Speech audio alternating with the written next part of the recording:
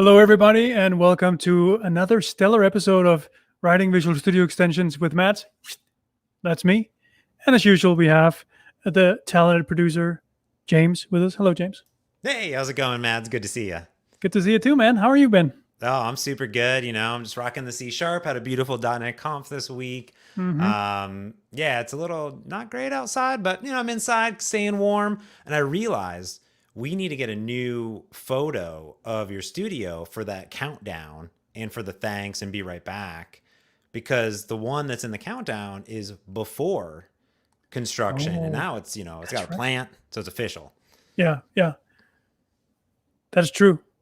But somehow I kind of like that you can see the difference. It Maybe we'll do reminds me it side by of side. imagine the how I used to work every day was in like an uninsulated garage space. It's true. We could Yeah. do progression, right? In the beginning, the countdown is the before, and then the Oh. thanks for watching, which is like the generic one that we just reused from VS Office Hours because I was Mhm. lazy. Oh, I could put that one in there, and you could have a different photo, and you'd be like, "Thanks for watching." yep. That's not a So I bad like that. idea. Yeah. Wow. Look how many people are here. Look at this. Alex is here. 5 Minute Coding is here. Arvin is here. Cass Oh, is here. it's like a reunion. The Andrews. whole gang is here. The whole gang is here. Oh my Yeah. goodness. Yeah. Did you watch any of the .NET Conf? What'd you think? I did watch some of it. I helped put on a few of the sessions, and so I was watching a few of those, the Visual Studio sessions in particular. And of course, I watched the Scots, the three Scots. I had to see Scott Guthrie. Like, how often do we get an opportunity to see him on speaking on .NET, just like back in the day? So Yeah. that was very exciting. Yeah, it was cool. It was cool to see behind the scenes. I got to produce Mhm. a little bit like this, which is super fun. Yeah, it was good. I need to go back and rewatch all of them. They're now publishing them all to YouTube, so they're down at YouTube. Yep. Go check that out if you're not over there. But what are we talking about today, Mads? Because I know what it is, and I think this may be my new favorite topic of all time that you're coding today. Oh, okay. Well, that's putting pressure on me, I feel like. So today we're doing a basically a suggestion ticket. So on developer community, so that's developercommunity.visualstudio.com. That's the place where people they send in their feature requests for Visual Studio. And I like to just hang out there and see what's going on and interact with people. And then I came across this idea, this suggestion that someone had, and I think didn't I link to it in the YouTube description at least? I'm not sure, but it was about a person that wanted a way to keep track of how long or how much time is being spent on each solution, like working in a solution. And I thought, well, that's a neat idea. I'm not sure what I would use it for, but I'm curious about those sort of things myself. And I can imagine, like, if you're building a customer or something for the time you spend, being able to actually tell how long time you spent is kind of cool. Now, of course, it's not all the time you work on a project that you spend in Visual Studio. So that's the only time we can give you with this extension, I guess, and you'd have to add the rest of it up yourself. But I thought it was kind of cool, and it gives us an opportunity to look at a pattern for writing extensions it has actually been best practice for a long time. But with Visual Studio 2019, we now have to do it this way. It simply won't work without it. And that is a way for us to listen for solution load, which is now going to be a little bit trickier. So, James, what does that sound like to you? Like log time? Is this a good idea? Should we do this? I'm really ecstatic about it, and I'm curious how you're going to implement it, because what I'm really fascinated about is often I just have Visual Studios sitting around, but I'm not actually coding in them. But I want to know the amount of time I'm actually looking at code where it's focused, I guess, and then Mhm. also when I'm debugging, that also counts too. Because honestly, I would love a way to almost have like you know I don't know, like in between commits, like saying like how much time I worked on this. How long did this PR take me? Like actually in code and debugging. Like Uh, there's so many interesting parts, like a historical part. Like I don't know how you're gonna do it, but I'm telling you, my feature requests now are essentially how much total time, but how many like for each instance and for I don't know. There's so many ways to do this. This mhm. could be like an ongoing series forever if you let me do all my feature requests. But I I'm think I'm we'll, I'm yeah. excited. Okay, good. I think it might be a multi-series thing anyway, because first of all, I don't think it can be done in this 1 hour that we got right now. And second of all, I don't know exactly how the UI is going to be. So I think hopefully with people online, we can have a conversation. We can come up with some ideas, and we can see where we land. But the basics of how it works is the logging itself, and like being able to figure out when to log and those sort of things. And I think we can get that part done. And I don't know, James, can you put in the URL, because I cheated and I actually created the base extension and put it on GitHub just like 15 minutes ago, so that you all have a place to check out. So if you want to do this with me, you can. And let's switch to my screen here. So what I got is when I said I cheated and I created a solution already, it's only the boilerplate stuff I did. I didn't actually do any of the coding specifically for this, but I added a command. Where did that command go? Oh, it's right here. So usually I call my command something like this. Command. There we go. You want to rename the class inside of it? Yes. Let's do it. Okay, so that's basically we it. got a feature request already, Mads, from Alex. He said he would like, I asked everyone in the chat what their feature requests are. Here we go. Ready? The ability to put a number to link to a TFS task or like a GitHub issue that you could update the effort to. Aiden says a way to aggregate across different machines, across linked accounts.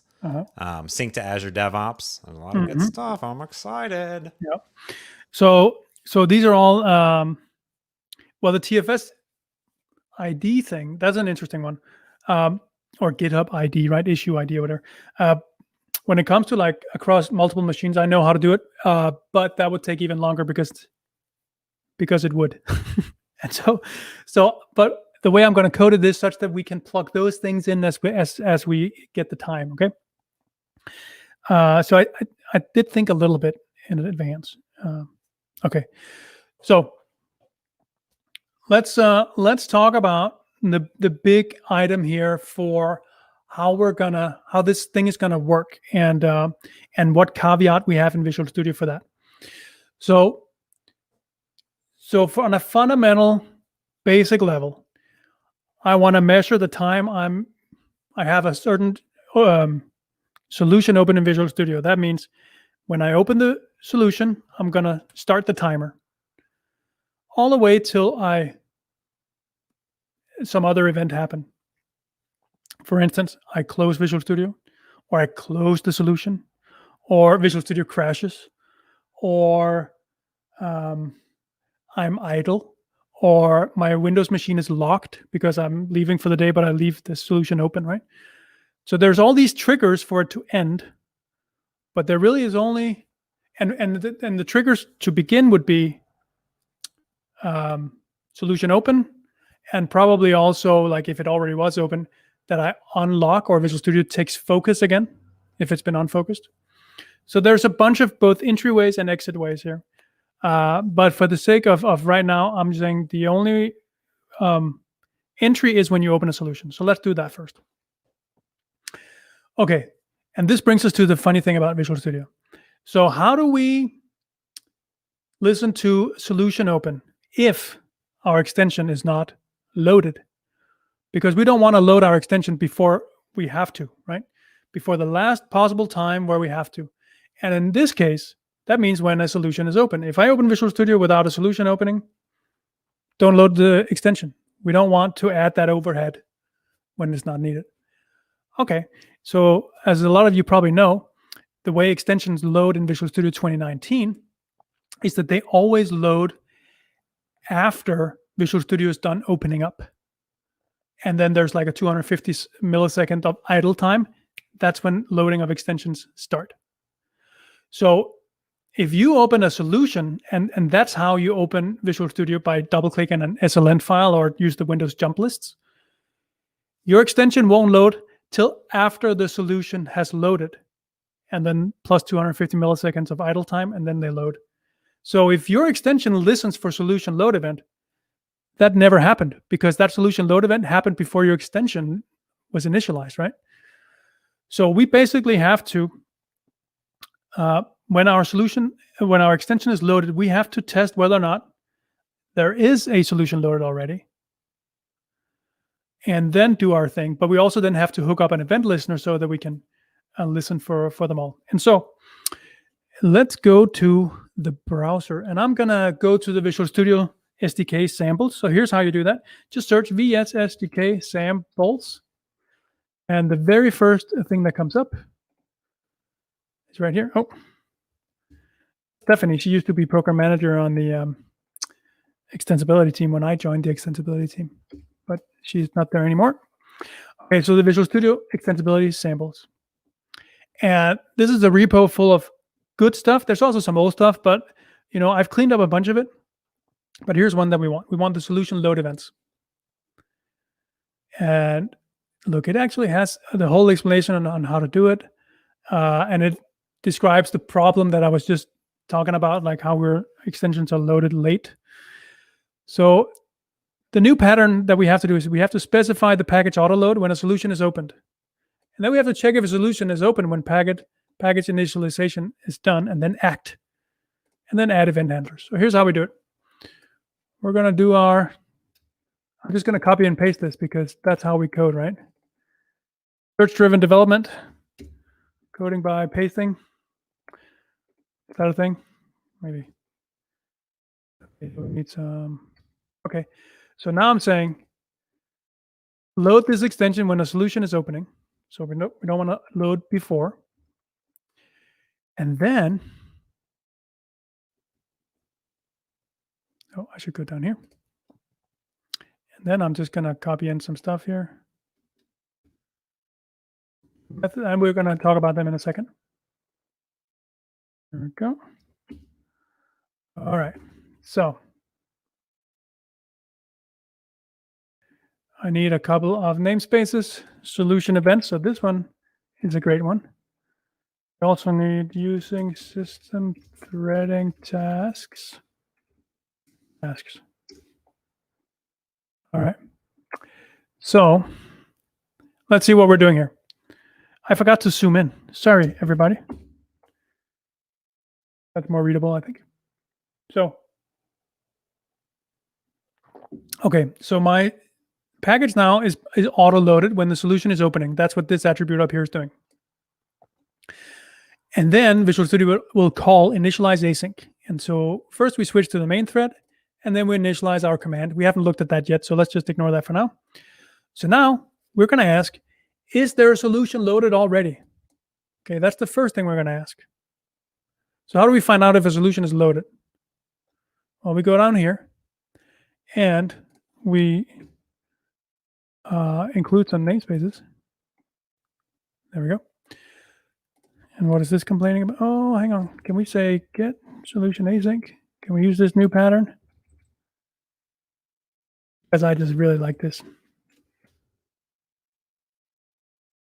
No, not on the package. Okay.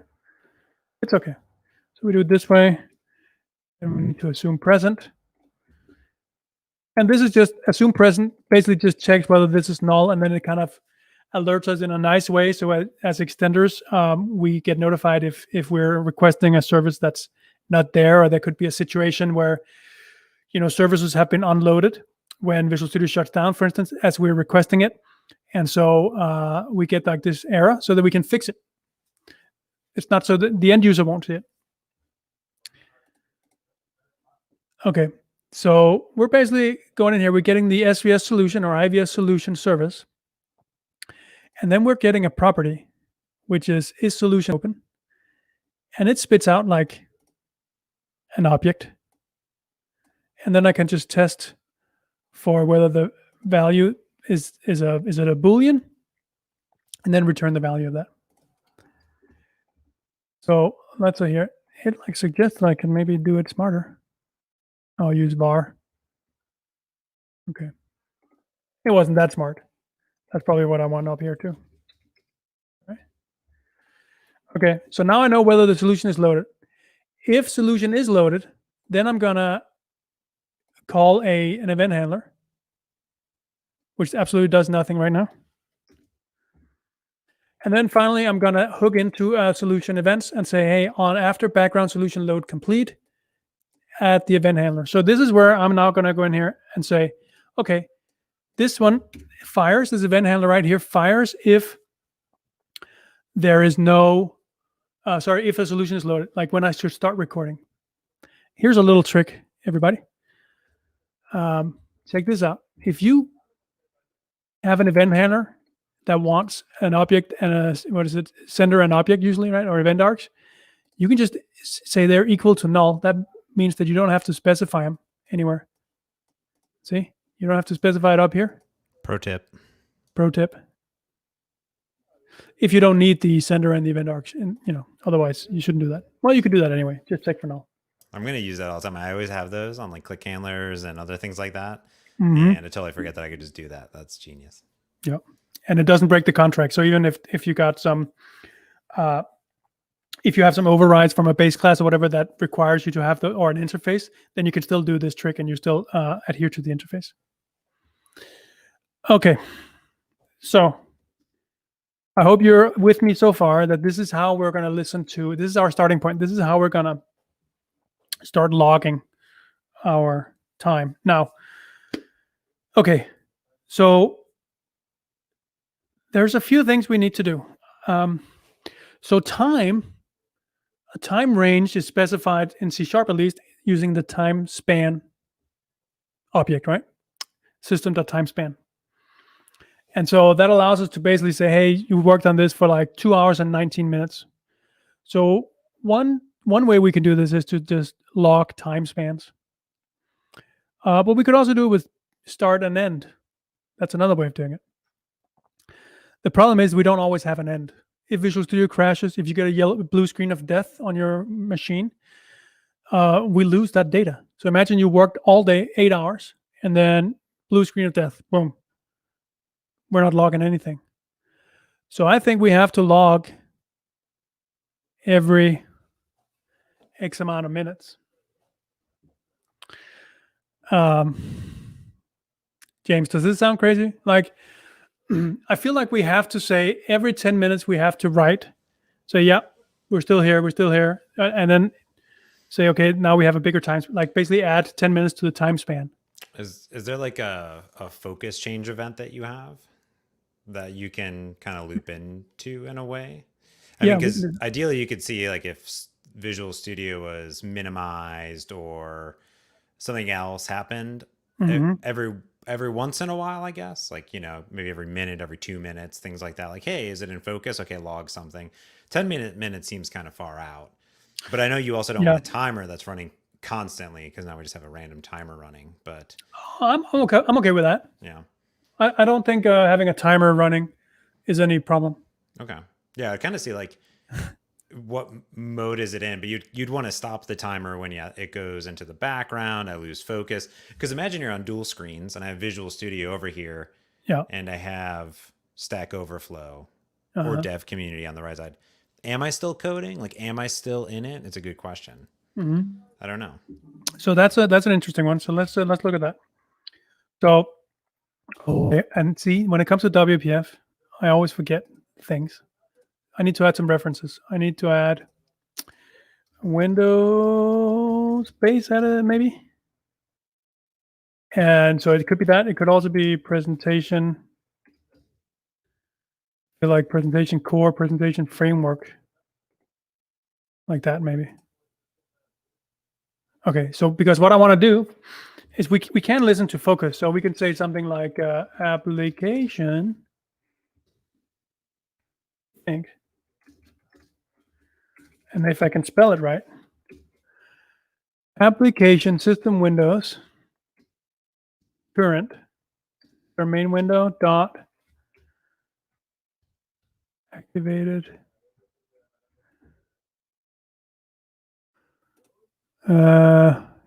activated deactivated got focus and then lost focus. Okay, so it could be got focus and lost focus, but it could also be, let's do that. So got focus loss equals, and we're just gonna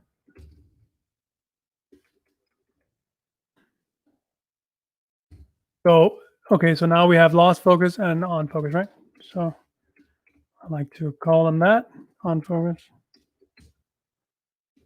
Okay, so now we could do that, right? So we could start and stop our recording in here. So we need an object that we can record to. So let's just do a dummy, like a stopped object here. So let's create a folder here called logger, maybe. And let's do our time log.cs. Okay, and so in here, I probably want a public void. It should probably be async and all that sort of stuff, but let's just public void start, and it takes a solution. Just doing string for now. I'm not sure exactly what to.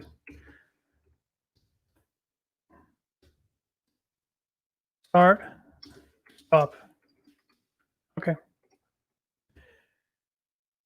So then I'm going to just create that up here. So private static. No, it doesn't matter. Private time log.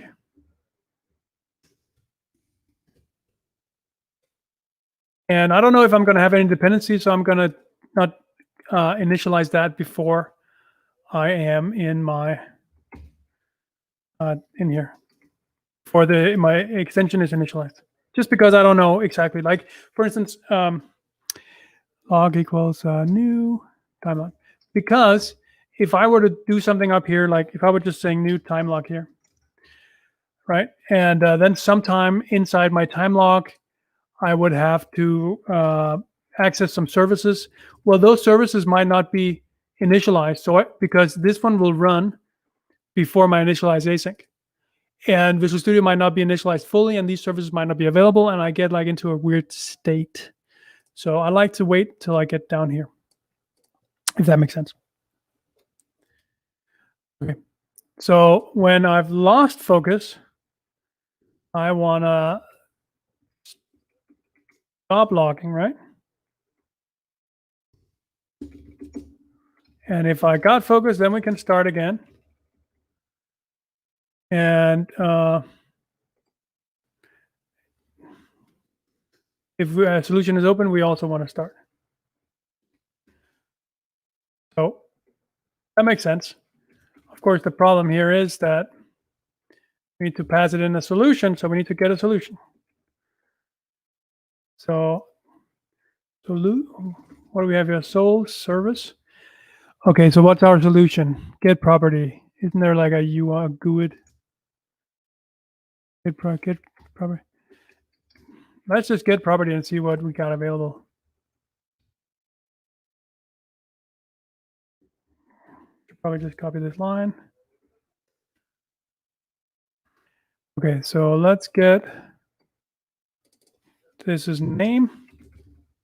Is solution open? Is there something called solution? Solution base name, solution file name. I think we want base name. Base name of solution file. I have no idea what that looks like. Is that a file path or whatever? Whatever. So let's just do a solution. So how do we get a solution? This is totally not right because I don't want to update the solution up there. This is something I could probably do inside here, actually. Start and stop. Yeah. So maybe these ones shouldn't take the solution like that. Instead, our constructor will take an IVS solution. Like this. And then we can do it this way. Let's see here. Okay, so now we can save that. So when I create it, I don't want to do that here. I want to do, yeah. So basically I want to create a private variable. Underscore, of course, James, you know. Now I can go in here and say, Of okay, course. Now you know. You did. If the underscore wasn't there, you wouldn't have known. Couldn't have that's figured right. it out. Impossible. So now I can say, actually, I'm going to make these async. And this one is start async. That's right. I don't know what type of task this is. System threading task. Good.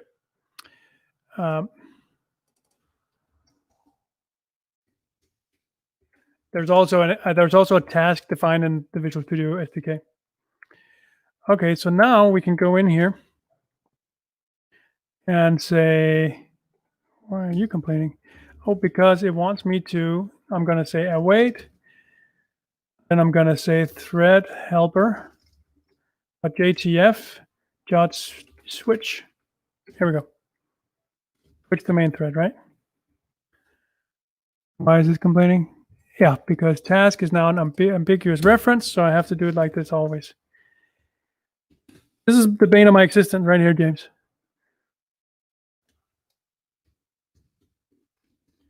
When writing extensions, you always have to like separate task out like this. Because there's another task somewhere. Too many tasks. Well, this because there's a task in the system. In Microsoft Visual Studio shell, and so there's that. I always like to do using like VSIX task equals whatever, and then you kind of give it the same name. So like, there's like two different ones. That's what I usually do. Oh, there you go. Clever you. Okay. Because that way, like, you could still be using the other namespace, but I don't know. It all depends. Yes. Everyone says in the chat someone should fix that. Assign a task to fix that. Yeah. I don't know if you can rename. You can't rename it though. That's the only problem. You'd break everybody. It's sad. So now I call this async. So this is not an async method. So how do we call something that's async? Well, first of all, it's called stop async. And so I could just say, configure await false, which kind of it's fire and forget, right? In this case. But then we don't get sort of the error handling, and that would be kind of nice. So let's do file and forget. And it just needs a default name. So we say name of solution time logger package, like this. Yeah. That's kind of cool.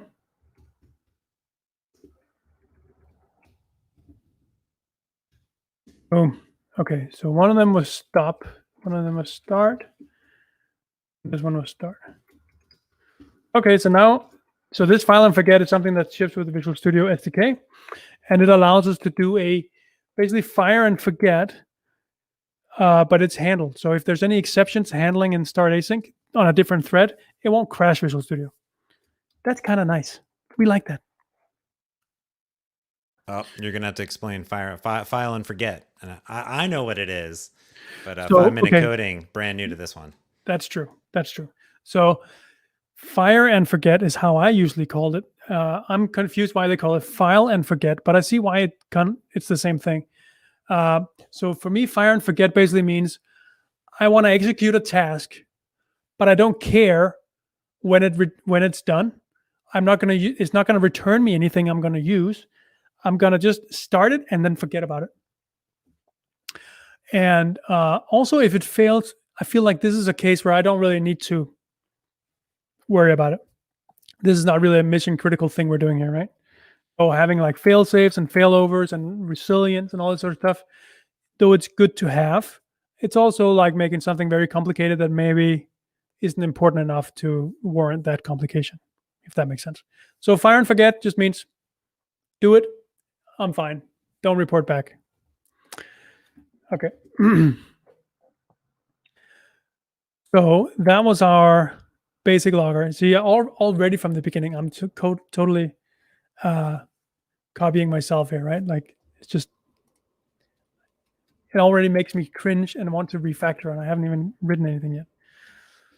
Okay, so we want this to log time in basically in a file on disk. And so what I was thinking was, I don't want to do this in my solution hierarchy, because with solutions you're like you're deleting them, and then you're like cloning a new version from your source control, and then you would have lost everything, right? So I think we should save it somewhere else. Now, ideally, and someone already previously was alluding to this, you want to make it work across machine. Okay, so if it has to work, whether or not the solution is like freshly cloned, or it's an old solution, or it's a different version of the same solution. So, for instance, if you have different versions of the same solution, that still counts. I feel like as the same solution. Like, for instance, if you want to clone down an earlier branch of the same one, that still counts as the same solution. So, and then different machines. So, what you really want, you want this to be on a server on the web, or internally, but a web server. I think we need an endpoint that we can just a REST API to give this information to. So I'm gonna not do that, because then we're gonna kind of spend time writing web, and that's not what we want to do right now. So instead, I'm just gonna write it as a JSON file on disk. Is that the right way of doing it? Yeah, totally. For this example, there was a question here. Is the using for the task a statement or directive? It's a using directive, right? I'm sorry, I don't know the difference between those words.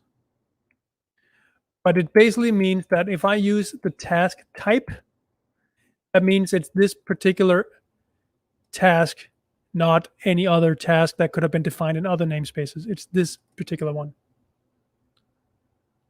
All right. So to do this, I think we need a start time and we need an end time, right? So the start time is, let's create a new file. Let's create our JSON data object here. We're going to call this no, we are time span. Oh, I feel like this exists. So let's just Time span does exist. Yeah, you don't want that. Time span does exist, but I don't think log but time? it's relative, right? I need a start time and then a time span. So I think I still need a time. I'm just going to call it time. That's so stupid. It's time DTO. It's really what it is.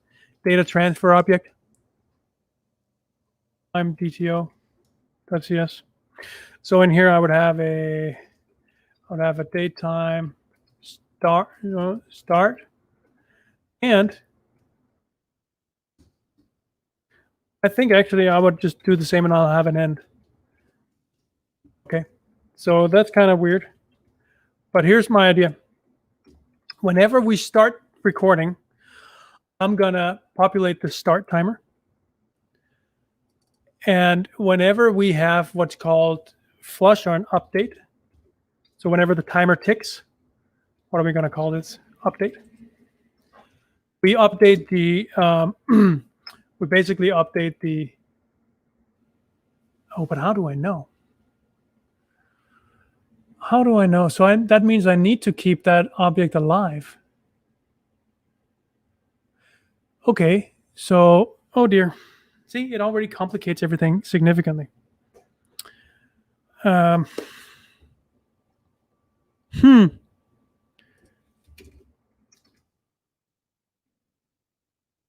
Let's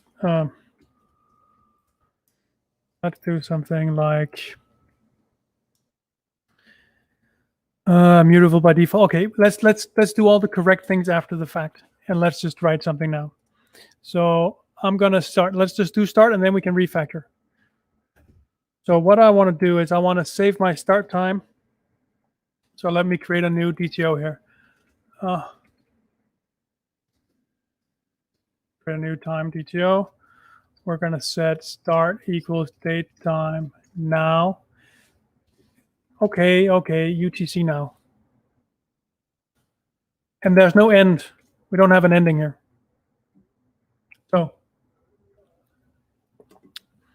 So if we don't have an end, what else do we need? I think that's fine. Okay, so now we just need to save this to disk. So I'm going to go down here and say save. So I'm going to do a public. I'm going to do a private. async task save async, and it's going to take a time DTO. All right, and what it's going to do is that it's going to take this and take that, put in here. Then we could say we're going to write that to a file. And what file should we write to? Let me show you. My favorite file is up here in user profile.vs. Okay, user profile.vs. You might not have this particular folder because it's only used for storing text-made bundles by Visual Studio. So it does have a purpose. It is a Visual Studio folder. It's just that unless you have manually created it in order to put text-made grammar files in it, you won't have it. Okay, that's what's in this extension thing. These are text-made grammars. So I think we should create a folder here called it should be called something. So let's just do path. Is it path? Something environment, right? Environment. Do you not want to put it maybe into the .vs folder of the solution and then tag it with the username? So if teams are working on it, then every single team member could track time on the solution. No one checks in that folder anyways. But no, because then we have that issue where it doesn't work if you have multiple versions of the solution, or it doesn't work if you delete your solution on disk, and it doesn't work like, and you clone a fresh one, or it doesn't work if you have more than one machine. So if we can remote this, ideally we want to have a web server, is what I'm saying, but we're just going to do this sort of file thing for now. Got it. So let's do something like this. So now we can say, going to create a folder where we're going to put this into. So we're going to say folder equals path combine, my profile folder, and then we're going to put VS in there, and then we're going to put solution name in there. Where did the solution come from? There. Solution base name. What's that complaining about? Oh, object to string. Okay.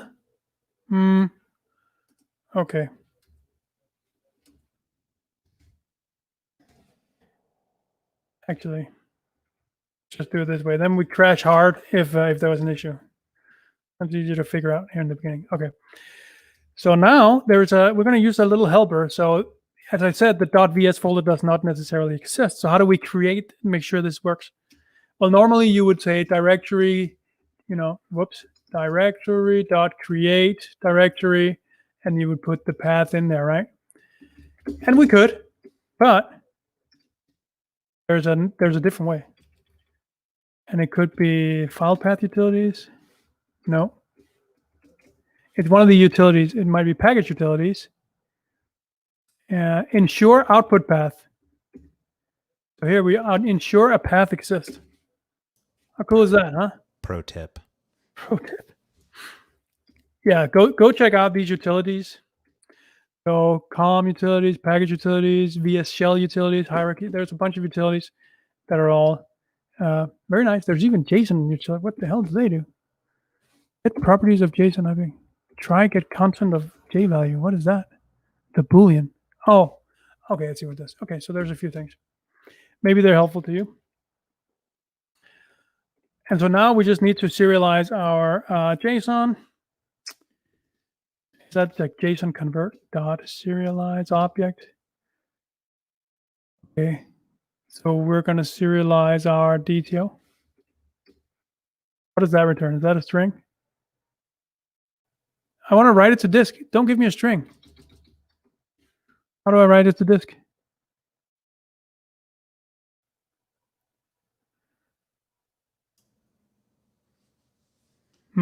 File.io.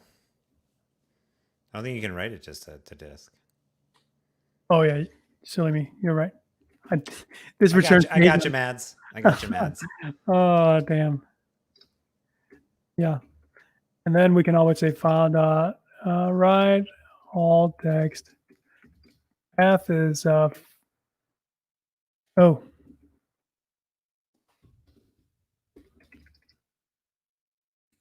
That's the folder. Then we have string file name. I need to do that. Combine folder and with my solution here. So now we can write our file name and we write our JSON. Encoding.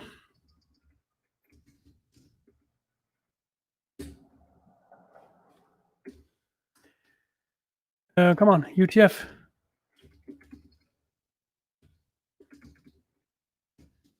Does it matter?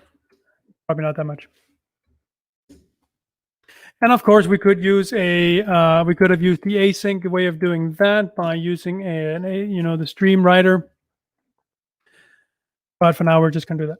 Okay, so now we're basically just saving this thing. What is that complaining about? Oh, I misspelled it. So now you can just go in here and say await, save async DTO. All right. And so for every time there is an update or let's see here. But down here I need to read. I'm going to have to reverse this.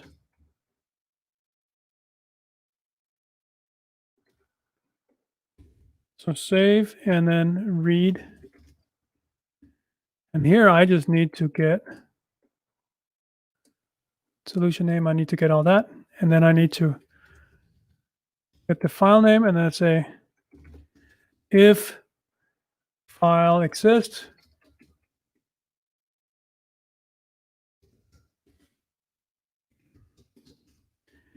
then I need to JSON convert deserialize. I guess I have to read it first. String JSON equals file read all text, file name. And then I gotta say JSON go in here. Like that.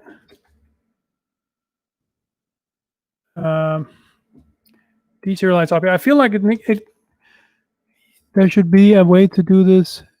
Yeah, I can just say this should be a time DTO.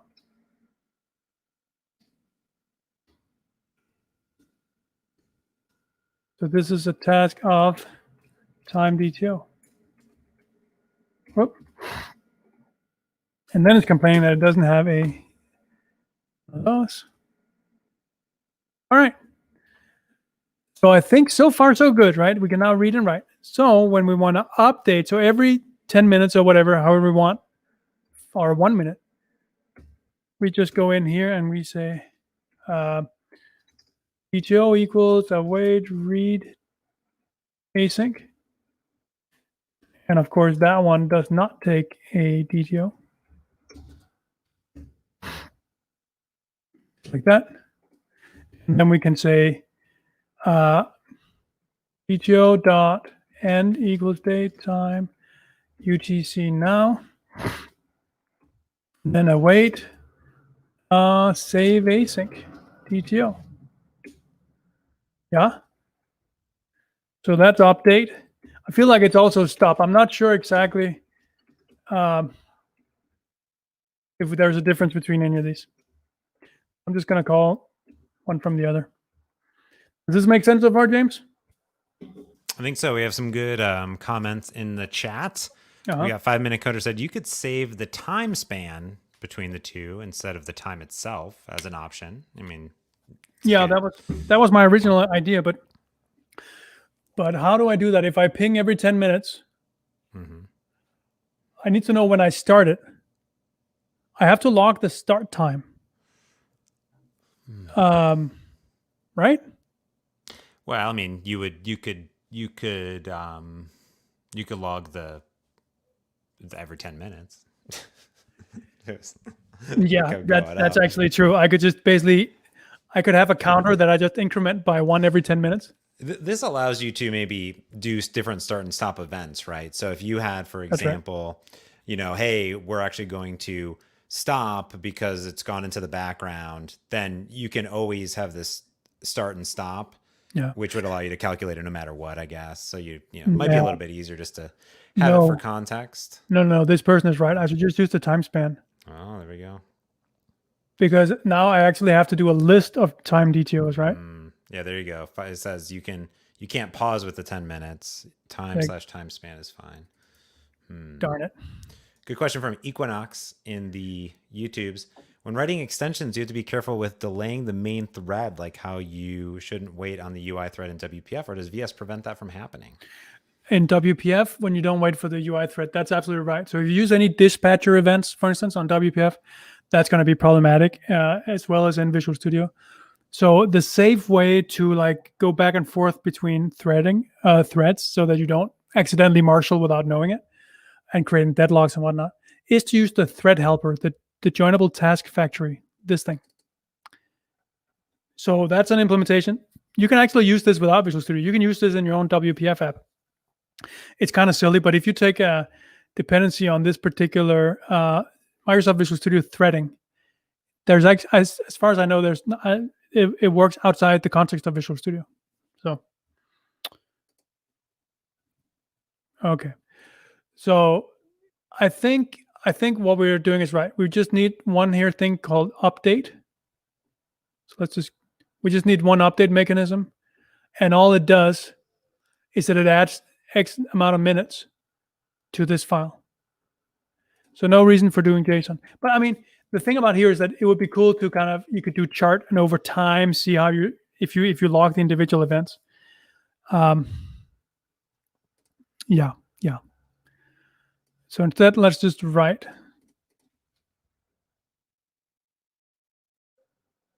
So when we save, we just say. So we're just going to write time span. So span.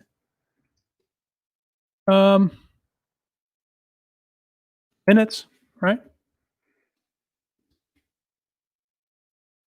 So write all text. That doesn't append, does it? Is that like a thing? I don't want it to append anything. No, I think write all text overwrites anything that's in it. It actually like writes a new file, I think. Yeah. So if file exists, we should return times. We should say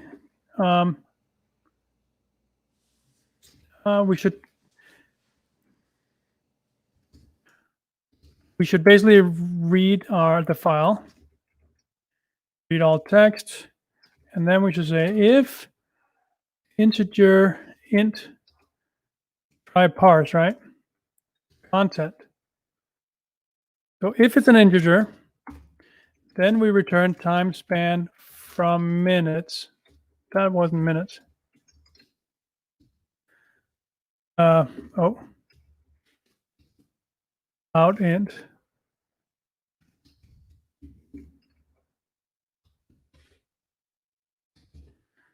And if the file does not exist or it cannot be read or whatever. You can also do partial instead of int. I think that there's minutes. I think there's all minutes. If you go up to your right. Is that now? Because like you have minutes, sure, that's like an int, but what if it's like 9.5 minutes? And what about it? I'm just saying. I mean, you got an int there. It's only whole numbers. Because if you go Okay. go to your right. No, you're right. Because I think it's a double. I think it does a double, maybe. I'm not positive. I think it's a double. Yeah. Oh, like if I do it in here? Yeah. When you go to your right. It is a double. Yeah, it's a double. Yeah. There you go. Ta-da. Oh, look, it's even going to improve you. Look at this. Yeah. Boom. Okay, so this is much better. That means we don't need starting. It also means we don't need stopping. We just need updating. So updating, I'm just going to say, so D2 read async, that's correct. And then basically we're just saying, we're saying DTO add really time span.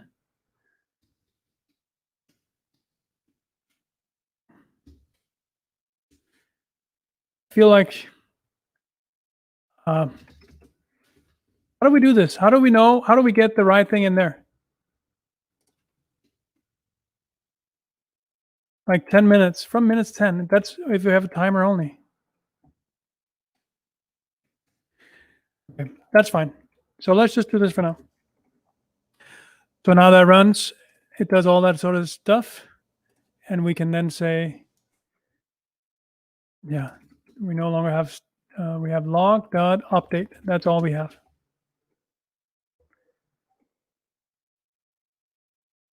So lost focus is actually just going to stop the timer. So let's do a timer.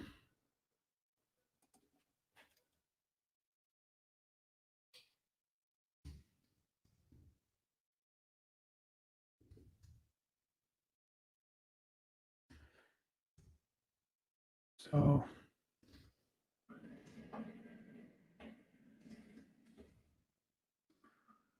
all right. So we're going to do that from in here.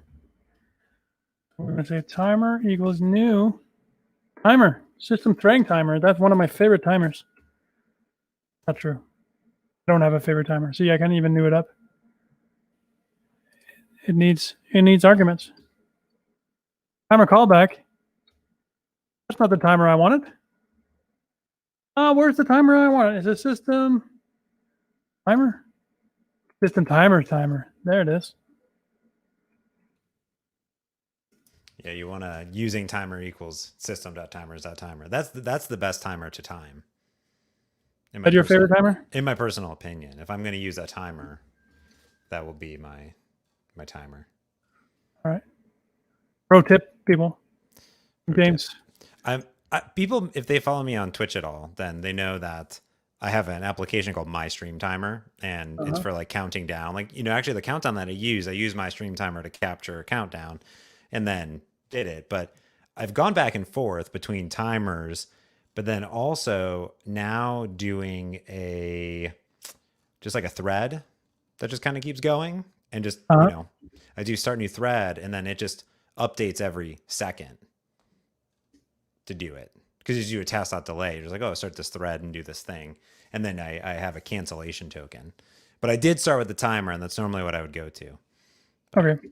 Anyways, that's the best timer to time. Pro tip.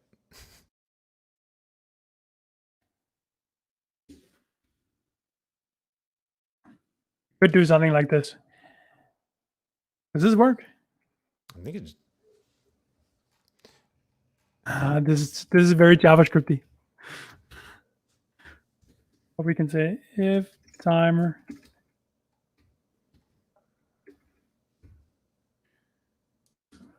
boom. Okay. So does this look good to you? I can't just put a question mark in there? Timer yeah, I can, but it's just not that, it's not that pretty. What are you talking about? Oh dear. Yeah, right there. Shh. Oh dear.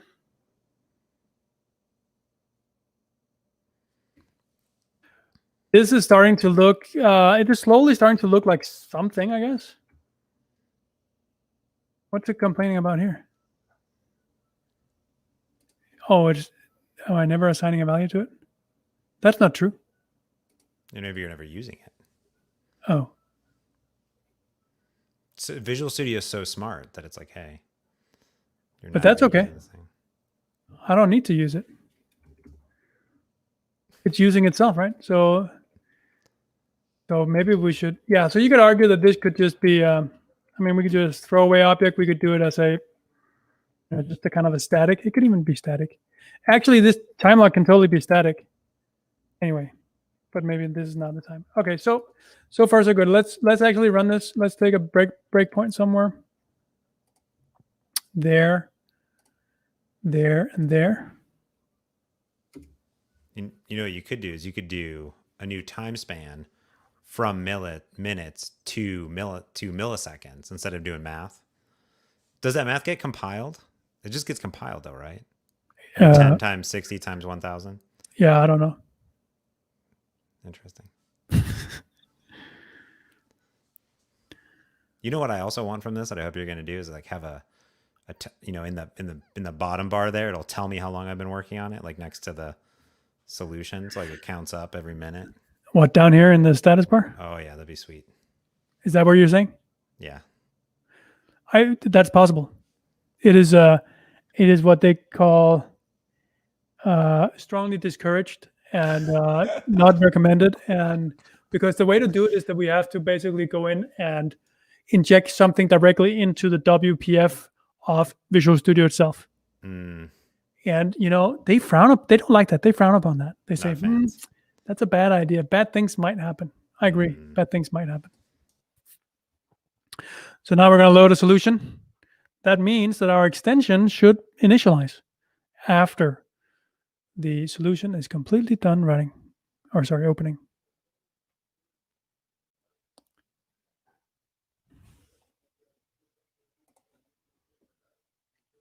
Why does hot reload not working? Did my breakpoints not hit? No, our module is loaded. Oh yeah. Oh, I did something bad. Did I? I don't think I did. I'm not sure. Aiden says that Mad's extensions surely get a free pass to do whatever you want in Visual Studio. No? No, I do this. You can find it. You can just go to my GitHub and find out how to do it. I mean, it's not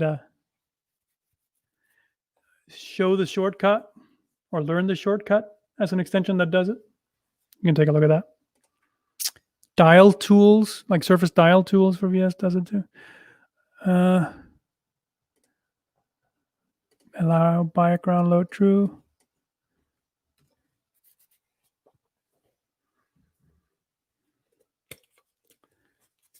All right.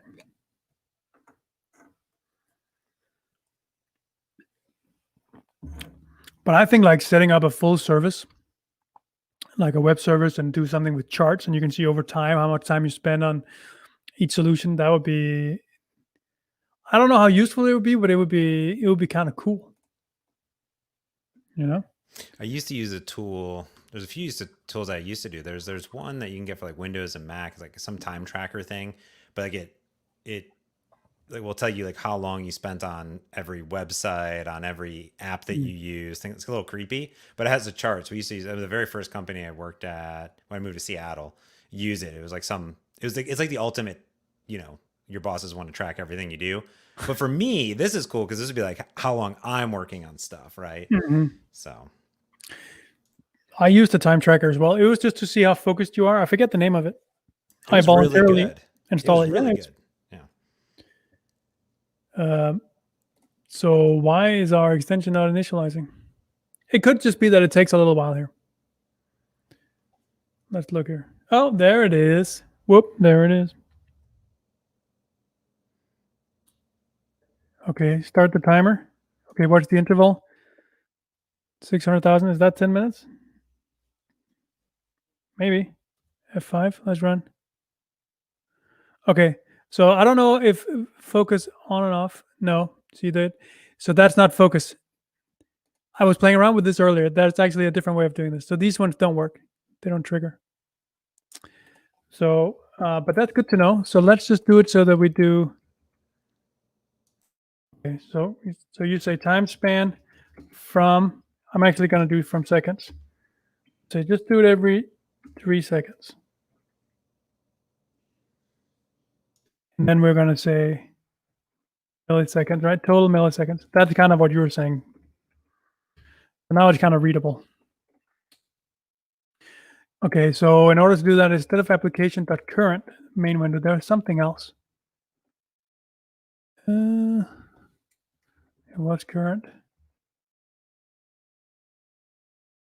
But what was it?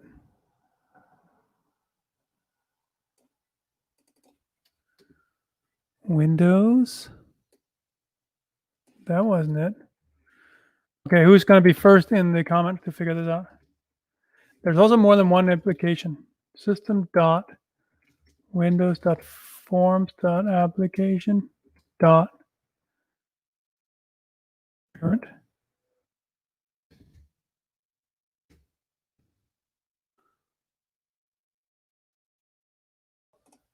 No. So where is it?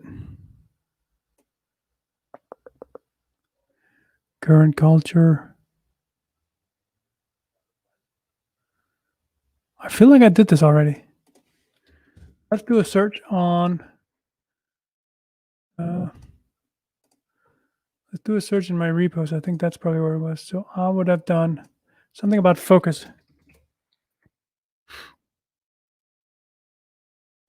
Maybe I should have limited that to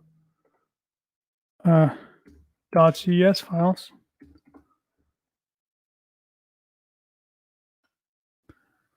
No, you I did search play for around. await. Search for weight. You search for await that time. Oh dear. Yeah. How much of focus? See, Matt says application.current.activated. Yeah, maybe that's what it is.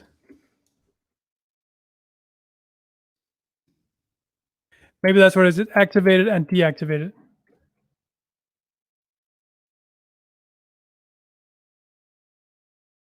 Of course, it has a different signature. Oh, okay.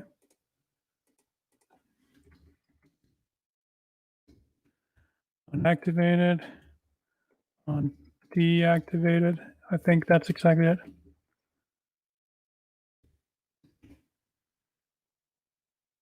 So now, I'm just going to nuke these two. Whoop. And then time it, stop and start. So when it's deactivated, we want to stop, and activated, we want to start.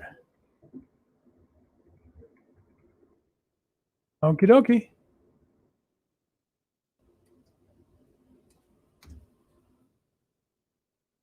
Let's build this, shall we? Okay. Not a Windows form, says John. You know, I forget what it was. That was, I think whatever was suggested here by Mats is probably right.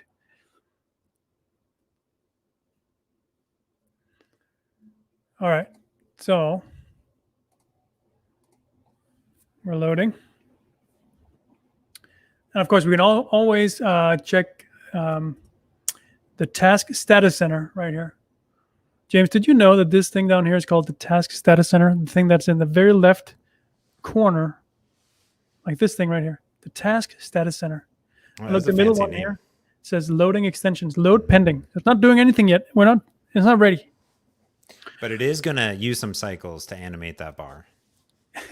Yeah, that's right. Well, that API, basically, we can extend this, by the way. It's publicly extendable. Oh, wow. So we can get our stuff in there. I've done that in the past. It's pretty cool. Okay, so now we run this, run the timer. Come on every 3 seconds. So now we should see nothing. Why are you no writing anything? Okay, I guess I have. Did it start? Did it hit the breakpoint? Didn't. Oh, I don't have breakpoints in the. Did you? Yep. So unactivate it, deactivate it. So now they will just run completely all the time.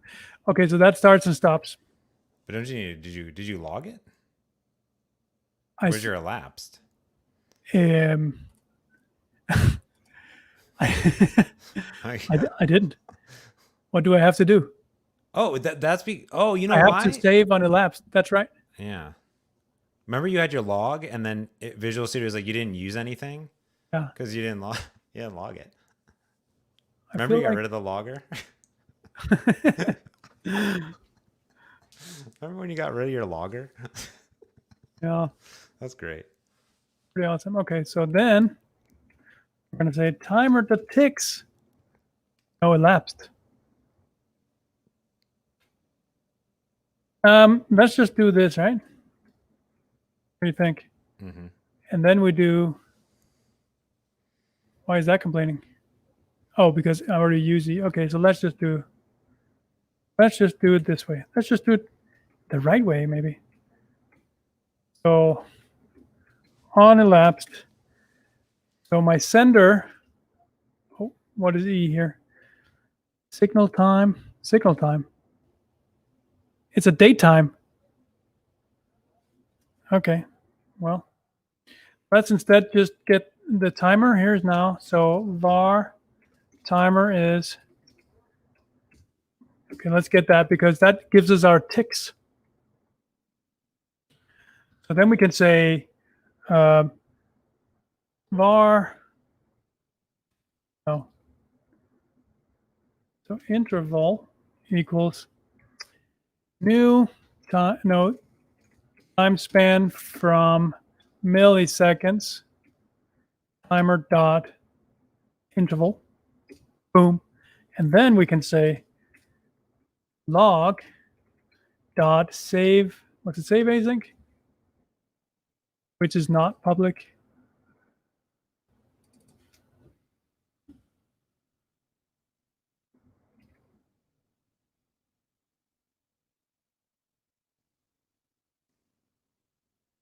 And that's a fire and forget. File and forget.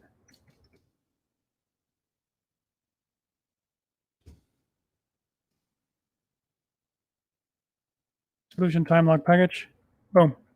One more. But there's something here that's wrong, right? Because I need to read first. So. Don't you have an update in there? I think you have an update. You created update. Oh, I did? Yeah, see right there. Oh, but then that one you need to pass in the time, I think. Yeah. Or maybe no, I don't. But I just need to change that. Mm-hmm. Like this. Is that what you're saying? Yeah, you're saying now it works? Maybe. That's what I understand. So that means the thing we just made public, we can make private again. All right. So, okay. Thank you, James. It's good that I have that second pair of eyes of yours on this because, there's so much pressure when you do this live that I feel like I'm not, I don't know. It's just nice. Thank you. Also 130 eyes on it too, because there's a lot of other people that I'm just reading in here. Like Equinox is asking about like, are we actually detecting anything? Are they editing things? I mean, that's a different time. Yeah. Sometimes you just stare at your code. Have you ever just stared at your code for about 25 minutes and then you're like, all right, that's enough for today. Time. Yeah. I'll call that work. That's still work. But that's the time when it starts percolating in your head for the rest of the weekend, right? Yeah. And then by Monday you have like the perfect, most elegant solution to the whole thing. That's true. That's true. Yeah. All right. Loading extensions. Working on it. Well, pending, rather. Boom. And here it loads ours. Thank you for that. So now, that was a breakpoint, not an exception. That's good. Okay. Come on. Right. I want you to create a new file in here. Are you sure you did the right thing? No.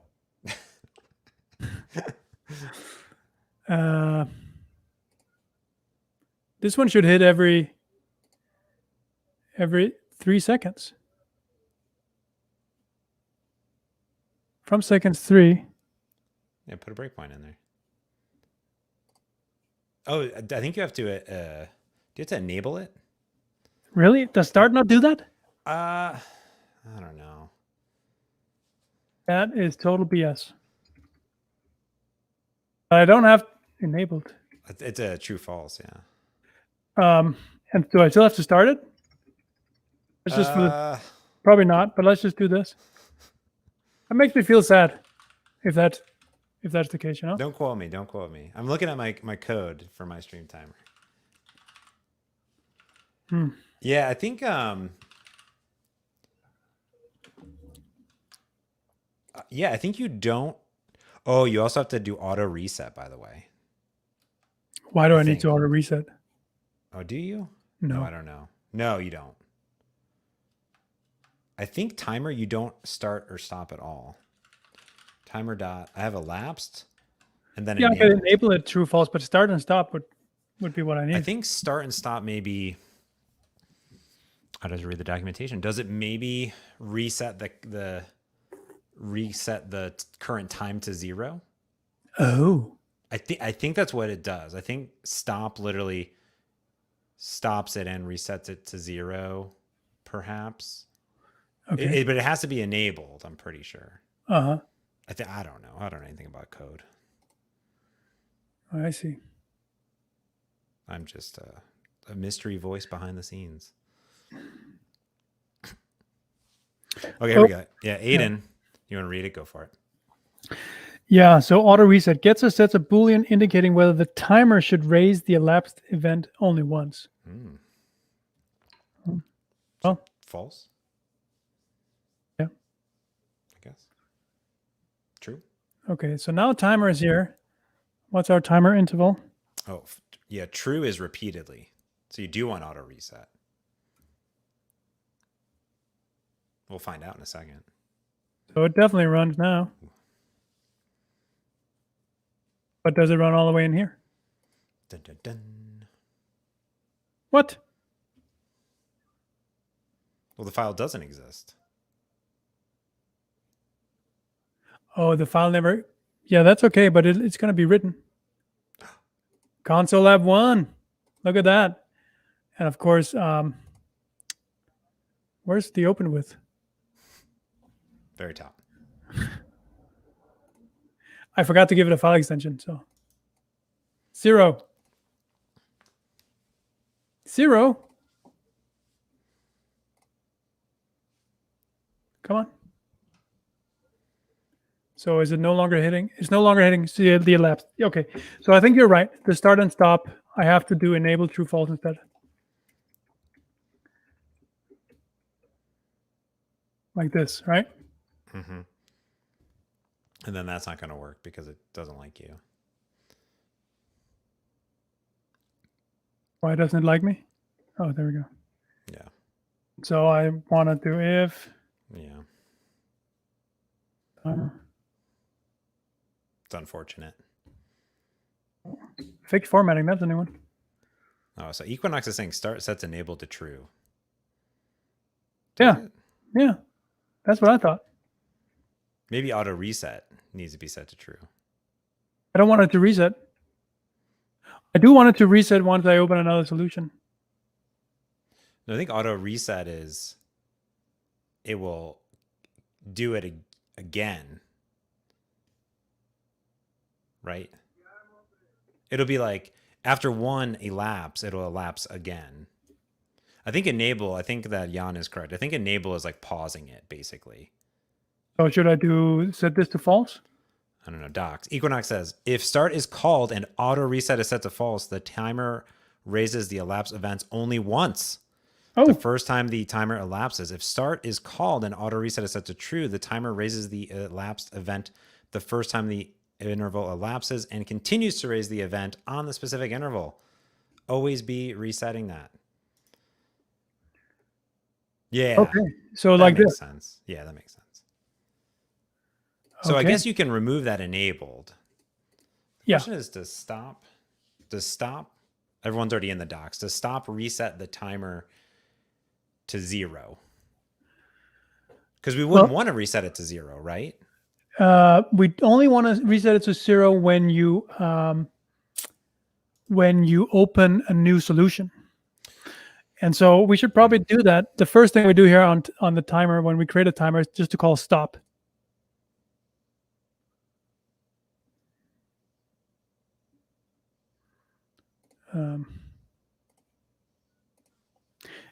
There's prettier ways of doing this, I'm sure.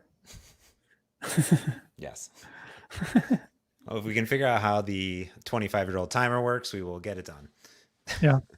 This is mob programming on global scale. Yeah, right. Yeah. All right. So. Yeah, Equinox says here, that's a good point. Basically, if auto reset is set to false, you have to keep starting the timer manually. Okay. So, I see. Like you would basically elapse and then start it again. Oh, that'd be annoying. Okay, so timer ticks.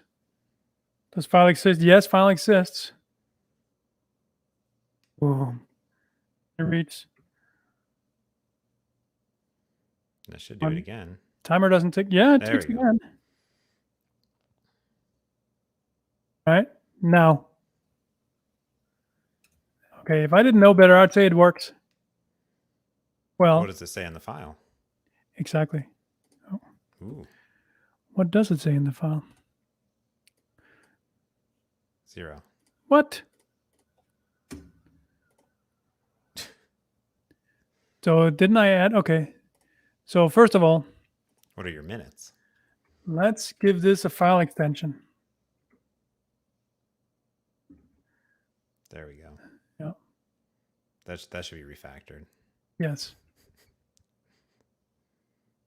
Okay, so what I do, I save, but I need to, so that's what this one here is supposed to add to it.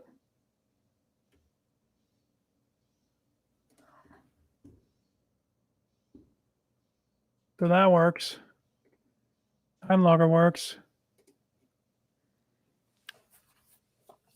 And this will be the last we do here today, I think. And then we have to call it. We can debug through it. We can do it. So the good news, everybody, is that I'm going to push this code up to GitHub. You know what the URL is already. And so if you want to take a crack at this, fork the repo or send pull requests back to it, then feel free to do so. Just like any other episode where we put the code out there. It's very rare so far that I've actually released any of these extensions to the wild.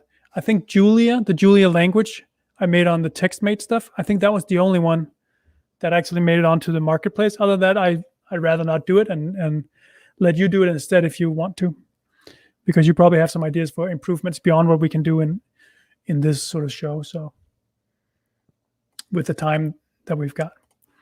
What's that interval? Okay, so now time 0. And what is interval? 3. Okay, so it does save. And what's save do? Yeah, exactly. So what's the value? Oh, someone's home. Oh, I do minutes. Oh, total And minutes. I should do milliseconds, right? Okay. I think total minutes is what you want. I'll figure this out and send it back. I just got a doorbell. Someone wants to get in, so I'll have to say that was it for today. Sorry, everybody, but that's all we have time for. We already over. I'm very glad you joined me, and James, I hope you have a great weekend, and I hope everyone out there has a great weekend. And see you next time. Cool. Thanks, man. Bye. Bye.